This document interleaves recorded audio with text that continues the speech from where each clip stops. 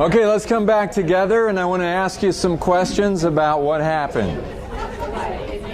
Okay, the first question I want to ask is directed to the employees. How many of you employees feel pretty good about the conversation you just had? Yes! I feel better. Okay, better than you did before. Okay, because that's important, because get this, if you don't feel better than you did before the conversation, your manager did something wrong. Well, these don't feel She's good. tired. I quit working. One got dumped on and one got screwed up. Okay. And it never stopped. Okay, so let's now I want to direct it to the observers and to ask from an impartial point of view, from an observer's point of view, what could the manager have done to get better results? Okay. Well, I was saying that perhaps you could have listened more of how she felt, because she felt like now you were saying because of what she did, she was aggravated, that she would not be a supervisor, and she felt like you'd been dangling a carrot to her all this time in front of her face saying that she would, and you do nothing but dump on her. So she says that all you've done is string her along, and she is doing her job, but that you're never consistent with what you say. And what I would recommend, because it was kind of a no-win situation here, is I would recommend to you is to listen to her first and ask her open-ended questions and how you could help her do her job better. You know, you're right by saying that it's unacceptable to act up in front of the other employees, that if you have this problem, you need to come in my office and then not in front of the employees. Let's role However, play you it. need to, oh boy, I don't know if you want these two to role play. No, I'll role play it with you. It was fun. I want you to do just what you did. Be as ugly as you want to be, okay? So you can just jump right into venting, and I'll just try to deal with your venting. Okay. Yeah, I want to tell you, I had to call you in here. I had to calm down because I got a little bit upset, and that's me, okay? But I think I'm a little bit calmed down now. And I guess, you know, one of the things that I've been trying to do is just to get everybody to be a better team and so forth. And I got to ask you, what was your goal for responding in the way that you did? To let you know you dump on me just a little bit too much. You really feel that way? Pretty much. We haven't really talked about that, or have we? Did I just... Well, I might have talked about it, but you're not listening. Okay. Well, you're probably right. My wife tells me this all the time, okay? So you're probably right. Yeah, okay. So you feel like I dump on you too much? Yeah, because, you know, we lost people, and that's great, and you've been dangling this carrot out in front of me that I'm going to be a supervisor. Been trying to do what I can. Yeah. You know, either you don't think I have a life, or there's no supervisor job, one or the other. Maybe both. But you don't tell me a time frame. You don't tell me what I can do to get there. You don't seem to want to help me. Here it is, Friday afternoon. Once again, you've done it, and you seem to have no regard that I'm a mother. I have a life. I have a weekend. You just dumped it and said you had to go. Yeah. Well, maybe I need to reconsider. Let me start over again, okay? It got dumped on me, and you're right. I dumped it right on you. I wasn't happy when it got dumped on me, and I can see why you wouldn't be happy it got dumped on you. Here's the problem I have. Maybe you can help me out. This thing has to be done by Monday morning. I have to catch a plane, and I am going to be gone the entire weekend. I can't get out of it. It's business. I have to go. I have no choice. I will not get back until 10 o'clock Sunday night, and I didn't know what else to do. I guess I should have done it this way, and that is, I need help. And maybe you can give me some suggestions how I can get it done. That might be a good start about asking me for my help instead of dumping it on me. I apologize for that. And I might be willing to help you out over the weekend because that's just the way I am. But when you get back from your business trip, I'd really like to have a discussion about how you're putting me off. I think we should. About what I'm trying to obtain, and you promised me I could.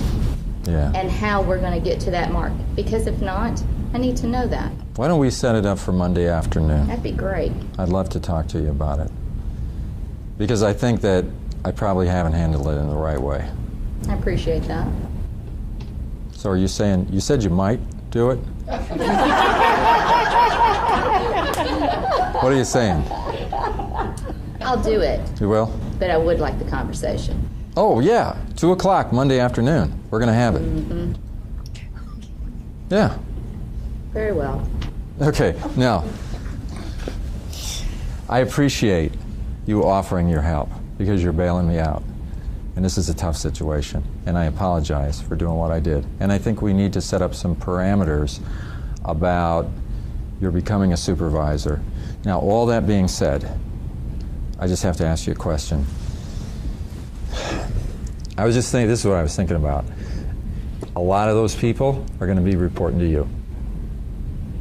And one of the hardest things in the world is to get promoted over your peers, and they're reporting to you. So I'm really concerned about how people see you.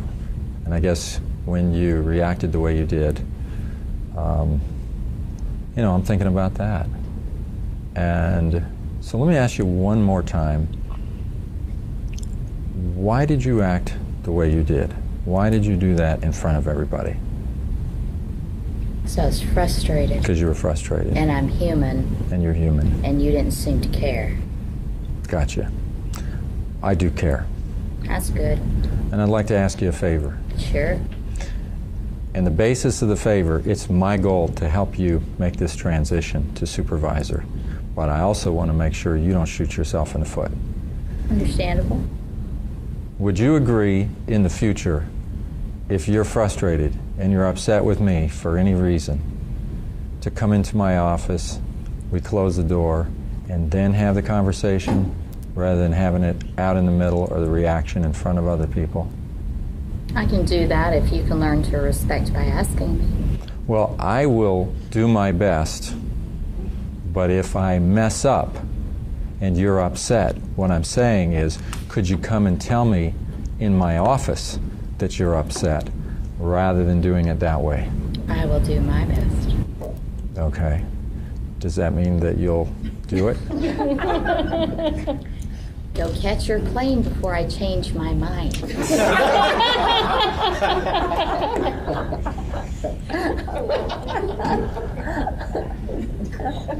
Let me ask you one more thing. When you're in here working this weekend, are you going to be able to do that without feeling abused, misused, upset, angry? I don't know, but I'm going to try real hard. I hope so. I want to work together with you. You know, the reason I talk to you about being a supervisor is I think you have tremendous potential. I still do. Thank you. And I hope to work together with you in a better way than we have in the past. All I'm asking is that the way we work with each other is a way that will, let's say, form mutual respect and enable you to come into a supervisory role without people looking at you in a negative way. I think that's smashing. Okay. Thanks a lot. Thank you. Have a good weekend. You too. Okay. See you Monday, 2 o'clock. Absolutely. All right. Okay. Now, That was fun. here's the thing about it. I have done a lot of things wrong. There's no question about it. This whole role play was written up to show you how bad a manager can be. The dumping, you're absolutely right. The poor way that I set up this carrot thing, you're absolutely right. I agree with 100% of everything that you said. I understand why you feel the way you do. I have one request. Don't do it in front of people anymore. And now I realize when we got down to the verbal contract, I didn't quite get the commitment that I wanted. She's got a wait-and-see attitude. So I'm going to meet with her at 2 o'clock on Monday, and I'm going to ask the commitment one more time. Because don't you think if you don't get that from, as managers, if we don't hand the same respect down to our employees, then you're going to lose that trust, and you may end up with that wait-and-see attitude. Yes. And if you're blasting them or coming across to them in that disrespectful attitude in front of their peers at the moment, you know, turnabout's not fair play, but it happens. It causes a human reation. Sure. Both ways. Well, what do you It do? doesn't say that. Let me just ask you. Say the manager had an attitude doing it. You just handed it to her to do. So you weren't But there's all this built-up frustration. Here's the thing. Perception is in the mind of the perceiver. Sure. You obviously have a perception. This is a role play, so I can't really sort out what actually happened or what didn't happen. We're doing the best we can to reconstruct this and make it as realistic as possible. She said it's her way that it's going to be this way. Why don't you tell them what you said? Well, I had told her that I was stuck in the middle, that I wasn't the one who had been dangling the carrot. Because often as managers, we do get put in that position where we're told, look for the next person you think you want to work with to promote, but you're not given any guidelines of when that's going to be or what. So you do feel like you're dangling a carrot in front of them that you can't deliver on. How do you handle that? Let me answer a question with another question to just get a little clarified here. Let's say you have a situation where an email comes down from up above, from upper management, and you don't agree with it, and it's time for you to share this with your people. How do you share that? I have to call them in and tell them that there's going to be a change, and we're going to all work together to affect this change as positively as possible. Okay. Depends on what the change is. Okay. Or the upper management. Right. So, is it coming from you, or are you the messenger? Depends on how bad it is. The reason that I ask this is that there is an us versus them attitude that often happens in groups. And if you're a manager, you represent all management. Right. And if you find yourself caught in the middle, that's up to you to resolve. You don't catch the employee in the middle of that. You are the representative of, if you had a problem with that, you should have negotiated that with whoever it is above you. But when you walk out of there, you walk out with buy-in, and you carry out what you're going to carry out. The place I'm caught in the middle, okay? So you got a battle to fight with your manager. And if you haven't resolved it yet, you keep working on it until you can finally resolve it one way or another. Either accept the things you cannot change, or have the courage to change the things you can, or the wisdom to know the difference. And as you've dealt with it in that way, you come out being completely on the bus with all of management, and you basically say, I am dangling the carrot. And you figure out how not to dangle the carrot in a negative way, because there's a lot of things that you can do. You may be caught in the middle, but you can still deal with a person in a different way. I can talk to you about the process by which I'm going to evaluate you. I can set up checkpoints with you along the way to give you feedback on how you're doing, positive, negative, or whatever. I can try to lay out some time frames with you so that you know what to expect. And then I can be very open with you and try to find out what else would be helpful in taking you on this journey from where you are to becoming a supervisor. But my goal is to make you successful. And I need to be able to give you the feedback that's going to make you successful and put you in that job if that's the one you want, and I think you possibly could do it. But then I've got to be able to come back and tell you what you just did out there, all the work that you and I have been doing to try to get you set up for this, you just took 3 steps backwards today. And it just makes it harder for both of us. I'm not trying to punish you for what you did, but I'm trying to get you to understand I'm on your team, I'm trying to help you, and this doesn't help me to help you. But see, if I've been blowing it along the way and she's got all these issues and we've never talked about it and everything, I got to listen to what she's got to say, and maybe I could learn something from her insights. Because maybe I just haven't been taking the time. Maybe she's been trying to tell me something and I haven't been listening. I have to listen to you. That's what I say about objectivity. A lot of the times we're not, as managers, we don't hold ourselves accountable in the same realm that we hold our employees accountable. Yeah. And we think we're either above it or not in the same circle, or of a different mix and breed, but we aren't. Yeah. When you and I sit down, it doesn't matter that I'm the manager and you're the employee. We're 2 adults and we're talking one-to-one. I don't see any class distinction between us. We're just having a conversation. If I can't talk to you respectfully and in a one-on-one way, there's something wrong with me. If I have to elevate myself, I'm the manager, I'm going to pull rank on you, that's a last resort. I don't ever use that unless I absolutely have to. That comes with confidence, too, in the position somewhat? Yeah. And confidence in your ability to walk somebody through a very difficult situation. I mean, I can see your attitude, but hey, I've been there. Well, no, we just I felt that way. We're friends, so we enjoyed this. Yeah. No, but what I'm saying, is what you were saying and how you were saying it. I've been there. Yeah. I know how that feels. It's really frustrating, and if I've made you feel that way, then I want to correct it. But hey, I've blown it for so long. I can't expect you to instantaneously turn around. Sure. You know, and so I want to ask you to I'm really happy that you agreed to do it, and that you're going to be able to work through it. I'm concerned about how you're going to be this weekend, because I don't want you going to having this horrible weekend. It's bad enough that you're having to do the work, but then if you're resenting having to do it the whole time and the victim monologues are going off, that's not good for you. I don't want that. And I want to have that conversation and find out. I want to do the best I can, even though I have very little credibility with you. I want to still try to establish that. I want to assure you that I care. I want to make the appointment now and just say, yeah, we'll get together sometime. It's 2 o'clock on Monday. And that will be a priority, and I will not miss that. A defined resolution, just to look forward to, that yes. It's no longer questioning in their exactly. mind what happens next. Right. Here it is. That's what happens next, and then we will decide where we go from there. But I am not going to do what I've done in the past. I'm going to make this a priority, and we're going to work together. Now, all of this is in the light of she just did something bad. Okay, but the thing is, if I'm really trying to correct it, what am I trying to do? Think about it. This is a big deal here. It's not just correcting the outburst. You're a valuable employee. I want to make you a supervisor. You've got a model in your head right now that I was instrumental in forming that I now have to change. This is difficult, it's complex, and it's going to take time. If I'm in a hurry, then I can just rely on my authority and say, look, that's not, you're going to do blah, blah, blah, blah, blah, and then be done with it, I've just shot myself in the foot. I'm going to have to deal with the results of this later on. I don't need to do that. You're too valuable of an employee for me to do that to you. But it depends on what I feel that you're giving to me.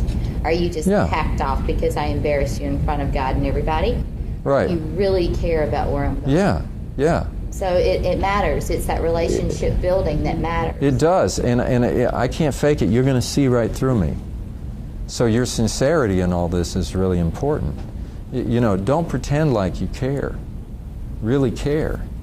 I had a cardiologist from Emory University Hospital call me up and asked me to coach him, and he said to me, I need you to coach me in communication skills. And I said, well, tell me about it. He said, well, I'm a surgeon. I'm an accomplished surgeon.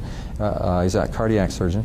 And he said, I know what's going on. And I get these nurses and these orderlies and these people, and they're always saying this and that. And I say, look, this is the way it is. And I expect them to fall into place when I say it, and I'm starting to get an idea of this guy's personality, right? and so I'm going, okay, so what is it you want me to coach you in? And he says, well, here's the thing. People think I don't care about them, they don't think I like them, and then they resist me. He said, I want you to teach me how to make people think I like them.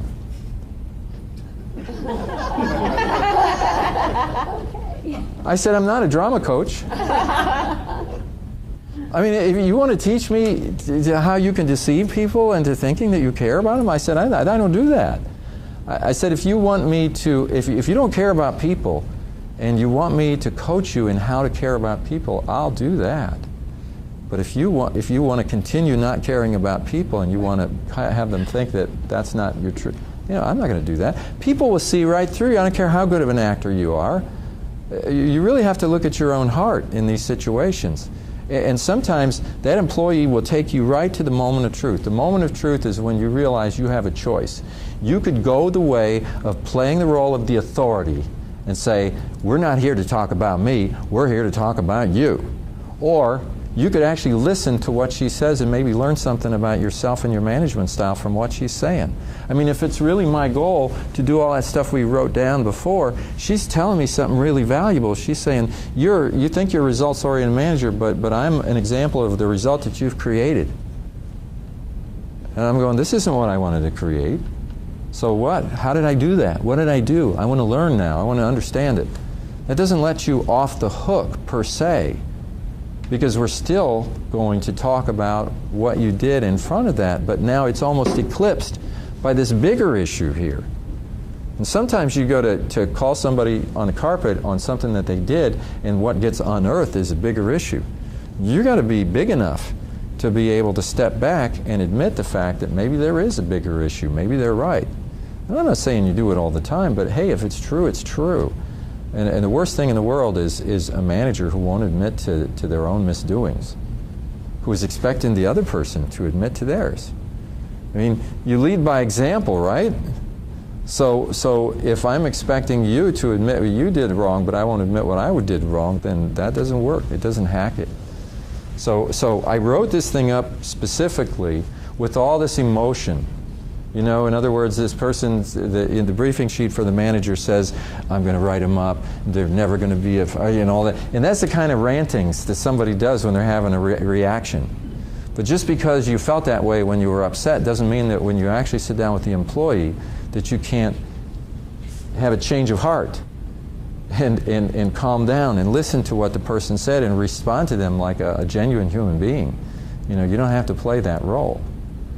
So it was kind of a trick in a way. I guess, because I was trying to stick to it. You're trying to stick to that. No, and she Yeah. And I'm not that way. I'm really not. Okay. This would never be me. Right. But she did, and she was, matter of fact, and tried to keep it to the point, and here's what happened, and here's what you did, and do you think that's okay, and what did you? She tried. Yeah. You just got one really ticked off employee. Well, right. So it does a couple of things. It helps you to see what not to do. You know, we learn from mistakes. And you see the result. You would never do that, and you saw what happens when you do. That's going to happen every time. I wonder how somebody else did. Yeah, anybody else? Anybody have any great successes? What was it like? Were you the employee or the manager?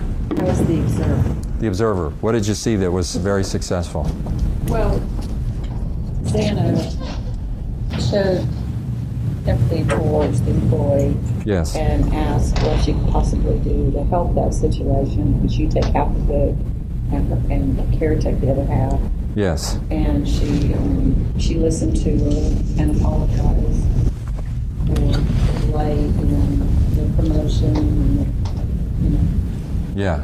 she just handled it very well. Good. Yeah. I left there feeling better. You felt better. Yeah. I mean, that's the way it should be. Did you work the weekend? Part of it, because we decided You shared it. Work. Okay. She worked an hour. And sometimes that's what happens. You know, I said, are you willing to do it? And you said that you might be willing, and then later on you said you would be willing, but maybe you weren't willing. I'm still asking for help. I'm saying, is there somebody else that you can think of that maybe the two of you could work? I would do it if I could. I got to get on this plane. Now, I sort of made that up because I was trying to be because the obvious thing that I would do if it was a real situation, I'd say, sure, I'll be here. But I was trying to make it so that I couldn't. But then what could I do? Sometimes you're in a bind. You can't do it, even if you want to. So what could you do? We could bring somebody else into it. You think I'm dumping on you. Who else never gets dumped on that you'd like to work with this weekend? I'll let you make a choice. You know, I don't know. It could be somebody you'll be supervising later on and give you the opportunity to work with them. You know, I don't know. And it's really not, in the long run, it's not about the work. Yeah. It's not about working on the weekend. It's not about doing an extra project. That's not what it's about. It's about the frustration about how that employee feels they're treated. Yes. Or not respected or not considered valuable, and it's like, oh, you don't have a life here. Thank you. My point, exactly. Yeah. That's what it's often about. That's what it's so often about. That's why I put those lists of the mistakes that managers make. And I go over and over this stuff because so many times that's exactly what's happened. And here's the manager who's supposed to be resolving the problems and everything, and they don't get it, what they're doing. She's more than willing to work. That's just how it was handled. So in building coaching relationships and learning how to effectively confront situations and deal with it, we've got to start getting it. The key to effective coaching is ask before you tell. Ask her questions. She's telling me everything that I need to know. Ask, and ask again. Direct the conversation through questions and stop telling, because as soon as I start telling her what she did wrong, I'm lost. Because of the dissonance that she's carrying.